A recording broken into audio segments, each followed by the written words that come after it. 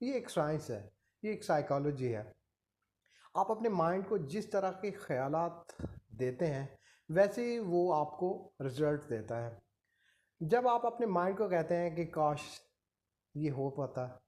तो फिर वो हमेशा हसरत ही रह जाती है, वो कभी गोल आपका अचीव नहीं होता, आप कभी उसको टारगेट को हासिल नहीं कर पाते।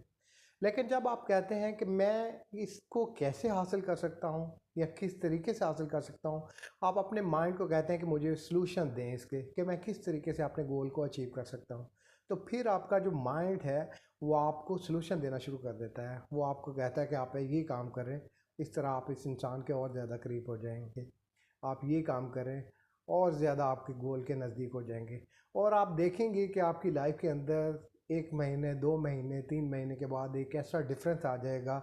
कि वो जो गोल है, वो जो हसरत है, वो आपके लिए एक रियलिटी बन के सामने आ जाएगी और आप उस